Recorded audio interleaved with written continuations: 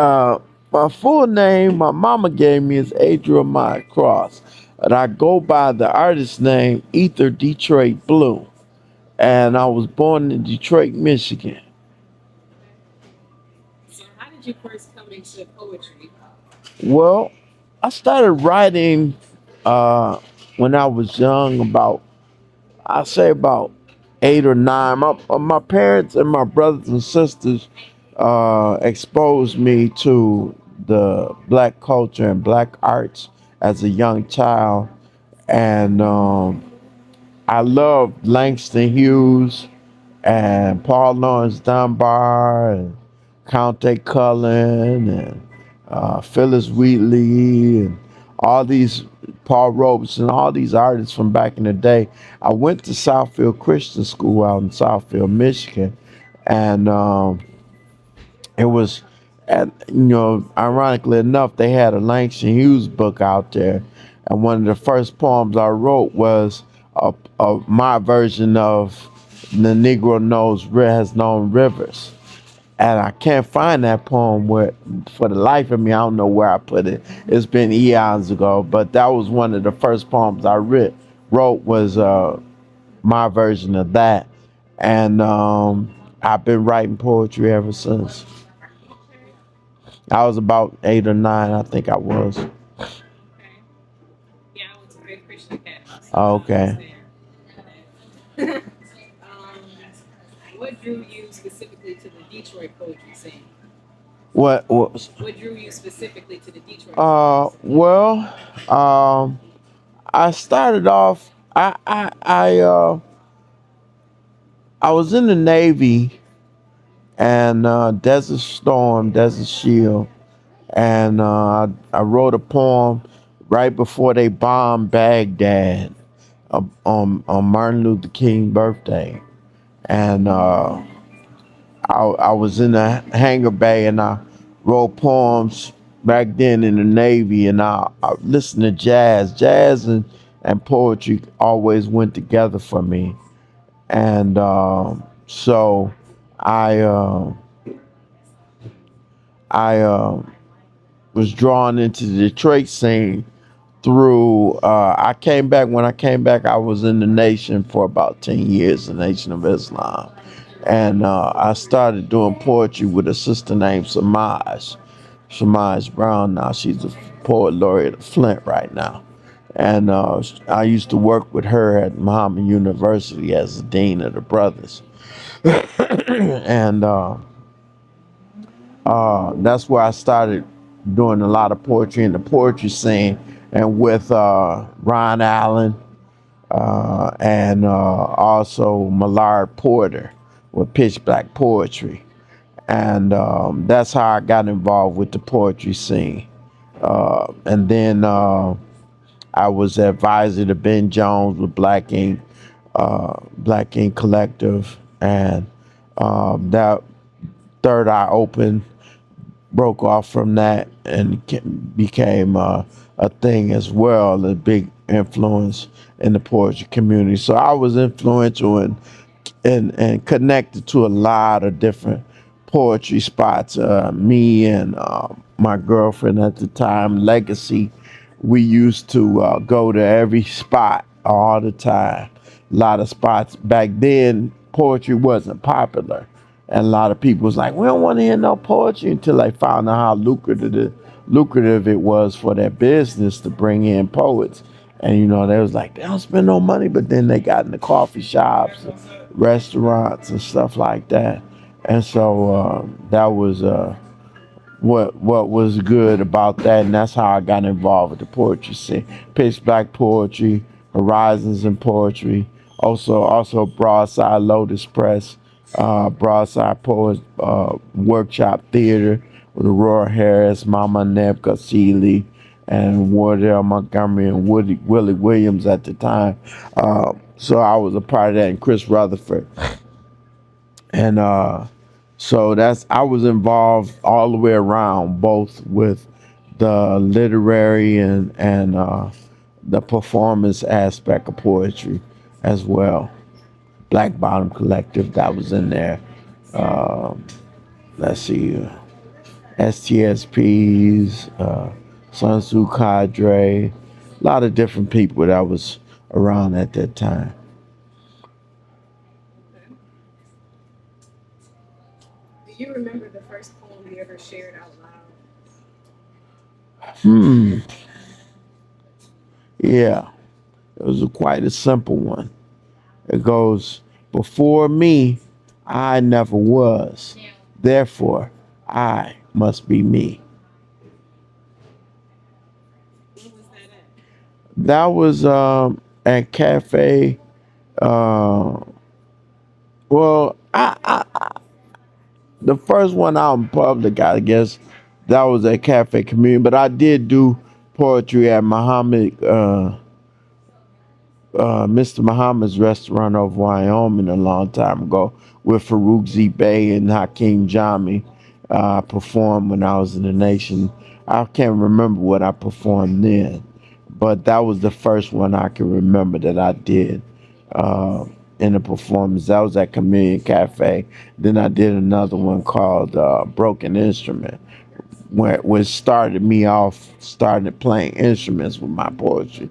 I used to do a poem called Broken Instrument, and I would have an air band sound that I would do. Beep, did beep, did bang. I used to pretend like I was playing the trumpet, and then I wanted to play it for real, so I went to the pawn shop and bought me a trumpet and taught myself how to play it. Okay. What inspired the first poem that you said out loud? The first poem was basically identification station. You know, I've always had, not always, but growing up in my own mind, I've had some esteem issues, and so some people may look at a lot of my work and see I'm self-absorbed and might think I'm a narcissist and nothing like that. But this was always reinforcing the love for myself because I always used to beat up on myself a lot and had depression and other issues that I was dealing with. So I turned that around just like I did a song the other day. I called it DPO as depression is about depression, and I basically was using that to come up out of the depression states that I used to fall into. Okay. So outside of poetry, what kind of work were you doing at the time you entered the scene? Um, People work. Um, I'm a licensed aircraft mechanic. I haven't worked in the field that much. I'm a expediter at the VA hospital in the kitchen. I'm a writer, a musician, an artist, a poet. Um, and I've always been an artist um, all the way around, whether it be drawing or writing or in musicianship. I've always been active in some type of creativity, videographer as well. You know, I have a website that I've been. One thing about a lot of people that I've learned is that I've studied. I started passing out my business cards about 30 years ago, and I didn't have a business at the time. But I said, well, this will grow, and I'll just pass out this, and all I had was my number and my email. And then I got a website, and what I noticed was people would get websites, but they would be down after a while. And I was like, okay, the key is I got to pay that website fee to keep my website up. So I've been going, had my website up for about 20 years now, and I've I figured that consistency was the key to uh, your craft. Did I answer that Oh question? yeah, you definitely Okay. did. What was Detroit like socially, politically? culturally when you first joined the scene? Well, back when we joined, we're the ones that put Kwame in office. He came to the community cafe when we were doing poetry and we pushed the youth to vote for him. He was our mayor, and they knew that. And Kwame was influential in the Detroit you see today. Everything that you see today, he put into place. He put all that into place, and I believe they were afraid that if stayed mayor, we'd have another Coleman Young on our hands, and they didn't want that. They wanted to control and take back control, which they did in some respect. But now that we got Mary Sheffield, hopefully we can have a better future for Detroit.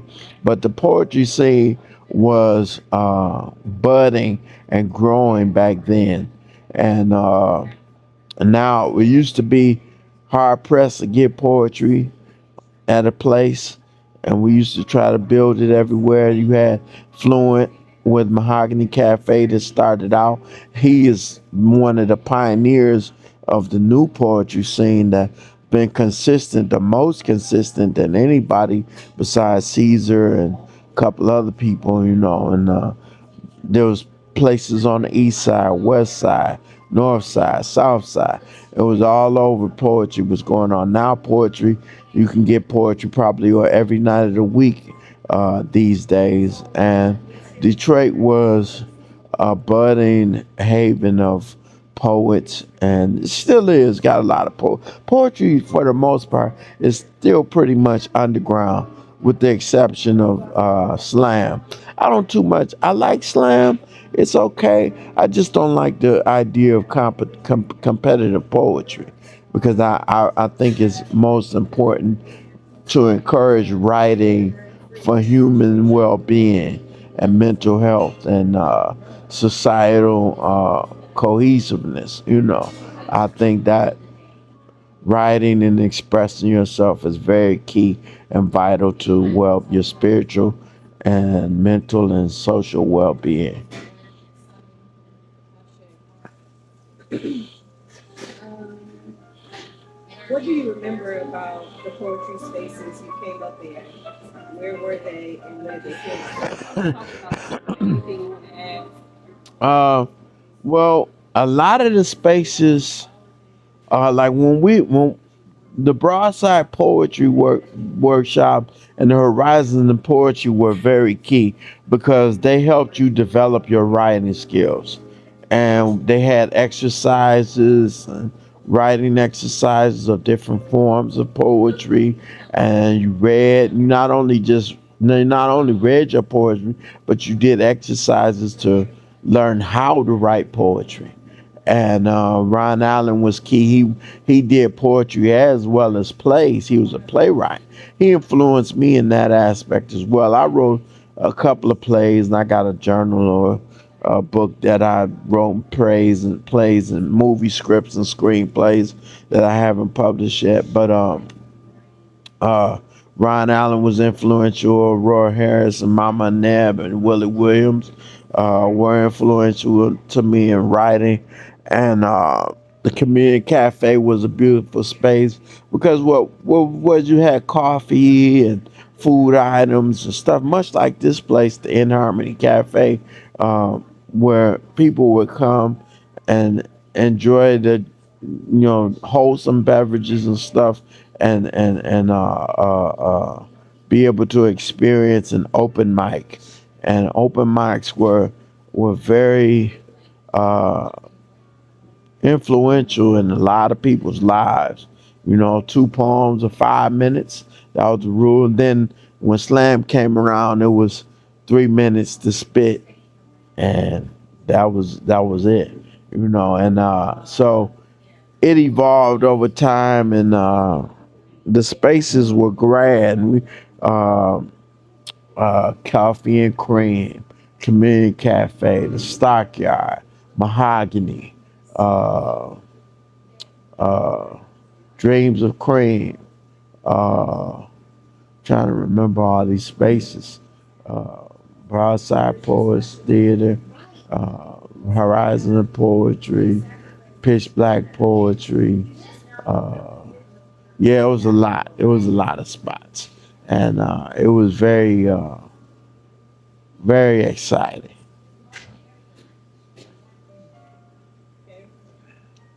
Besides open mics, what other ways did people share or capture poetry back then?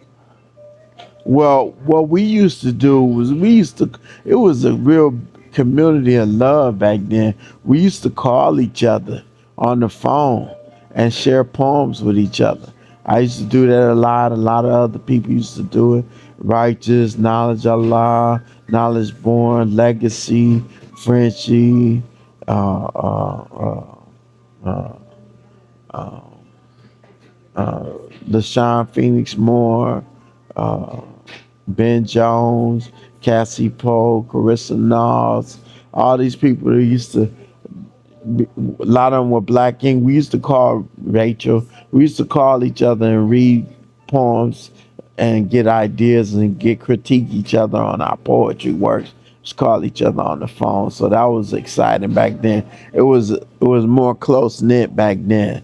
And we were, ain't none of us had no money or nothing. We wasn't doing nothing but reading poetry and coming to open mics. And then it blew up. A lot of people got into the business. Uh, Sparrow was key. Sparrow and Fluent were the ones that was the most consistent with keeping the poetry going. Sparrow branched out and added music to his, and it was all over. He used to be everywhere. Lola's, Key Club, a couple other places, and he was God rest his soul. He was very key to the growth of poetry in Detroit and instrumental in its instrumentation. And so it was nice. A lot of spots open up, and a lot of stuff that we used to do was family oriented as far as the poetry family. Okay.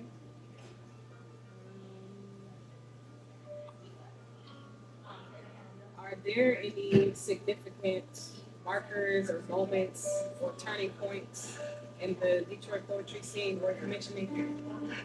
Um, yeah, I think when Black Bottom Collective got out there, they were very key to Detroit, and before that, Jessica Care Moore.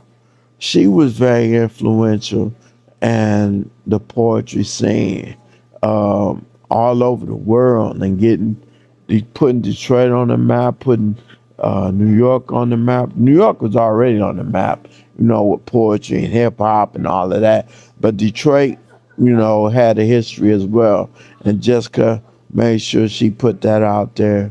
And Black Bottom Collective. Mahogany was key, a key factor. Mahogany Cafe, Dorothy Redmond, Joe Fluent Green. Um, uh, Legacy was key too as well. She had an influence across the country, and Third Eye Open. They were all our superstars. Black Bottom Collective, Red Third Eye Open, Black Ink, STSPs with Knowledge, and them Artist Village. There's so many places and things. They're all coming to me as I remember and coming to my mind. But it still is, and it was, and I believe it still is, even if it's in the ethers. Very influential on Detroit and our minds. And Who were the voices that shaped you or inspired the scene when you started locally or nationally? Samaj, Millard Porter, Ivy Thomas, Willie Williams, Mama Neb Cassili, Dr. Gloria House, Wardell Montgomery, Ron Allen, that's Aurora Harris, uh, Chris Rutherford, Righteous Knowledge Allah, Knowledge Born Truth Allah, uh, uh, Joe Fluent Green, Dr. Brown, JB, Ife, uh, uh, Harry Carter, uh, uh, Black Ink Collective, uh, Pitch Black Poetry, Horizon Poetry, Broadside Lotus Press, uh, uh, Muhammad's Mosque, Nation of Islam, uh, Black Panther Party, uh, Moore Science Temple, Sean Moore Bay, uh, Light Shining, uh, uh, Edify over at Sweet Potato Sensation, uh, Artist Village. DIA did a lot for us and with us as poets, and also the DIA Trade Institute of Arts used to do a lot of poetry stuff. Malik Alston, uh, Craig Huckabee, uh, uh, trying to think of all these names. Um, um, Jerry the Cat, Diamond Dancer, uh, Joe Ferrari, uh, uh, Ninneman, I forgot her name. Ninneman like cinnamon. I forgot her first name. Joycelyn, and it was so many people to name. Wild Child, Deisha Draw. Um, I'm trying to think of them off the top of the dome, but if I don't mention any of you, y'all seeing this, charge it to my head and not my heart, because I'm old now. I got CRS, so uh, I remember you when I see you. And now if I haven't mentioned you, maybe it's time for you to give me a call. 313-355 Blue, BLEU. But yeah, it was a lot of stuff that and people that were influential to the poetry scene and critical and key to the poetry scene. Even to this day, Caesar Toriano, G Smooth, uh, Phoenix, uh, Omari King Wise. Uh, uh, there's a lot of new poets coming up now that I'm getting to admit, Untitled. Uh, yeah, so you had what was that? Sweet Epiphanies. Yeah, it's thinking about it. We had a grand history. We got a grand history, and it's still going. We got to keep it going. Were there any international, city, or statewide collaborations or travels you were a part of or remember happening? Um, well, I know one single Rose, Rosemary Wilson. She she's been like an ambassador for the city all over the world. She's gone everywhere and done everything poetry and singing and whatnot wise for Detroit. She represented D real strong, and she'll let you know it. She got a poem called 313, and and I'm grateful that somebody is out there representing us to the fullest in our arts community, and she's doing her thing, and she's very humble, but don't get it twisted, because she'll get right with you with it. She's humble, but she's confident, not overly confident, but she know who she is. She knows she a black woman. You know, she fine too, just like all the other Detroit black women, fine as wine. And now I'll say this for all my sisters out there, brothers too, but the sisters, know that you the baddest on the planet because everybody come from you. Shay, um, how has the scene evolved since you were involved? Anything changed? Anything stayed the same? Or how have you changed? Well, it's evolved all the way around. A lot of poets have gotten into the business aspect of it, out there performing and getting paid to do so. And I've evolved. I have a website, www.ascendedvisions.com. That's where you'll find my music, art, poetry, my YouTube channel, Wizard of Ears Productions, and also Lord Cross Supreme.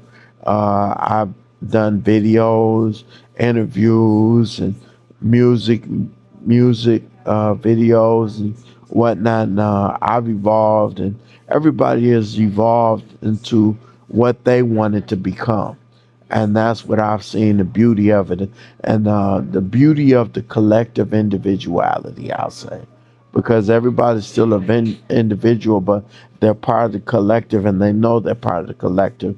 And we knew our responsibility to the community was to serve and uplift, and that's what we've been about.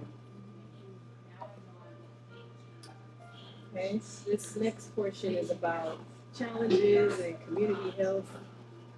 Uh, have you experienced or witnessed any challenges or harms in the poetry community? How have you or others navigated that? Well, it's just like anything else. We've had some issues, and I won't go into details. And we've had some poets that slipped off the wagon, and the world got a hold to them. And this, I'll say this: you have to recognize that we war not against flesh and blood, but against principalities and wicked powers in high places. And some of those high places may be your mind sometimes. And you always have to guard your mind. And we also have to make sure each and every one of us is taken care of. Call your brother and sister, call your family members. And I think every family, black family or otherwise, you should get together at least once a month at a family dinner or something. Call all the people together, grandmas, uncles, cousins, whatever. Even if you got a big family, each individual cell family should get together just to check up on each other, to make sure everybody's okay or who needs help. If somebody in jail, somebody locked up, find out what everybody at. Because there's a lot of people out here in these streets. You need to find your family. You don't need to have nobody out here in these streets wandering around on the ziggity boom or otherwise, on drugs, whatever. Get your family help. And if you see somebody out there, if you can, I'm not saying this for the sisters, but brothers, if you can help, if you got a business and you get somebody to come around, want to do something for some change, whatever, find out their story. Get their story and try to help them and help them reconnect with their family. And I think that's what's changed is the poetry. The poets know, and they've grown beyond poetry. They've gone into community service, and you know, I've I was working at my dad's mission, Detroit's Afro American Mission over on Clay Street. And I was doing that for a while, helping to feed the homeless. There's other groups that's doing it as well. And my father was very influential in that since about 1964. And now you see a lot more churches giving out food and clothing and stuff like that. My dad has started that. I know the rescue mission used to do it as well, but my dad started on the north end, was over there for a while, and he still is. The mission is still there. My dad transcended in 2008, my mother in 2009, but their legacy goes on, and through me, and my brothers and sisters, and I'm trying to continue that with the work that I do, and so poetry has evolved.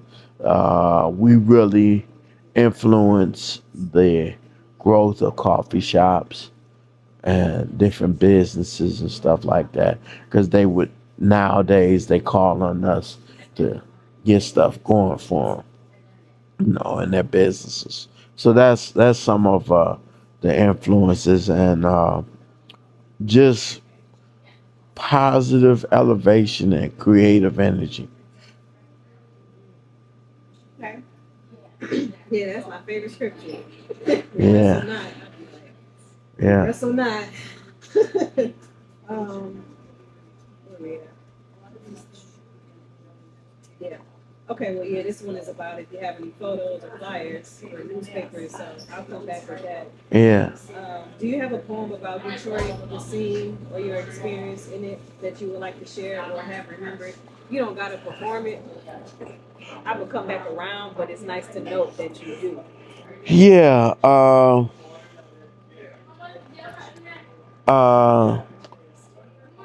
I got a poem. It's called Command the Chaos. Okay. Uh, I'll probably give you a copy of the audio recording so maybe you can stick it in here in this video. Okay. But Did you want to say it now? uh, if I can You remember, don't let's have to, see. but Let me see. I'm open to it. Yo, I ain't never been in these streets, but I walk the halls where preachers preach and ministers teach. And as far as life goes, they both seek the same outreach. You know, both the Bible and Quran have birthed my dawns, and all I really ever seen was pawns being pushed off the chessboard by knights and rooks, bishops and crooks, leaving kings and queens to scrape up what's left from what ain't been took. Yo, I ain't never been in these streets, but I can't remember. I can't remember. Take your But I can't remember that. That goes back. But I'll give you a copy of it Okay. and show you. Yeah, because I got so much stuff. I don't keep nothing in my head. That's why I got so many books on my website. Piece of Pie books on my website, and I got tons of books on there that I've written and with other people, collaborations, and myself. And but that was like one of my signature pieces. And well, I got another one. I think I can remember this one. This is the one that I started out in the poetry scene with. Bah, da-da-da, bah, bah, da-da-da, bah. She sat in the back, contemplating the flame, jasmine chicken wings, black thought, a mystic drum. Do do do do bop, do do do do bop, calling, calling. But the rhythm was beyond her destiny.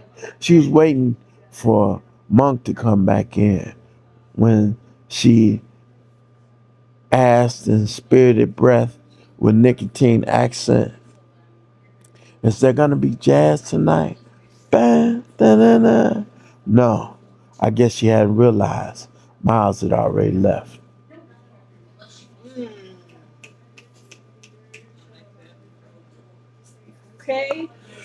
Swing back around for sure. One more questions. Oh, that's good.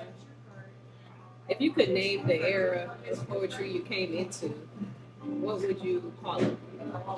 Hmm. Blue Mood Indigo. Why is that? Because it was an era where everything was cool. It was what I was born into. I was born in the late '60s, so um, everything was popping off with black power and black and empowerment and culture and realities and whatnot. And so it was a beautiful thing that I was born into and evolved into in the jazz scene, the poetry scene, the black power scene, the essence of black art and creativity. It was powerful and still is to this day. They're trying to bury it, but what we got to do is promote it and put stuff out here like what you're doing. And all of us as creatives, uh, we have to keep it alive. Uh, our creativity of what we do We got to keep it alive all the way around 360, 10,080. Um, but uh, yeah, yeah. Okay. Where do you think Detroit poetry will be in the next 10 years? What do you hope for it? It will be as it always has been. It's gonna grow. New poets are gonna come and go, and people will receive uh, the benefit of the well-being that poetry offers. You can't get up in church and just say what you want to say, or the mosque just say what you want to say. They have uh, uh, openings for you to express yourself, but poetry allows you to express yourself with no judgment, and you can come and say what you want. It's a church of the youth and the inspired. Not just the youth, but the elders. Everybody comes and speaks their mind, and I think this it will continue to be an outlet for people in poetry and the arts because it's just a part of human nature. I missed the question. Um, what do you feel are the positive contributions of the Detroit poetry scene to the city of Detroit and its people? You mentioned this, the coffee shops and the elections. Yeah, it's a lot of activists that come out of poetry, like Aaliyah Harvey Quinn. She's been very prominent and fighting against crime and violence in Detroit, and very influential. And Amari King Wise keeping the poetry scene going. LaShawn Phoenix Moore, Katera, um, uh, Joe Fluent Green, Caesar Toriano. It's gonna keep on going as long as we keep going, and we gotta pass it on through what you're doing and what I'm doing and other people are doing with keeping the cipher spinning. If you had unlimited resources, time, how would you choose to uplift the Detroit poetry scene? Well, if I had unlimited resources, the first thing I would do encourage publishing. I would encourage people to take their poems and write books, do videos, and document their history, both their history, their family history, their history in Detroit. And this is what's critical about what you're doing and what I'm doing. Uh, uh, One thing that I was inspired to do with the Living Graphic Novel series on my YouTube channel was that when COVID hit, I realized that, man, all those people died, but none of them, I don't know how many of them got to tell their stories. And so that's when I started the Living Graphic Novel. When I started the Living Graphic Novel was to let people tell their stories, and not just somebody else telling the story, but let them tell their story, and capture and archive the history of each individual, not necessarily always having to be celebrity, but I looked at it as a living graphic novel where everybody was a superhero. And that's how I looked at it from there. Um, Anything else worth mentioning? Um, all I have to say is thank you for being beautiful and be you till full.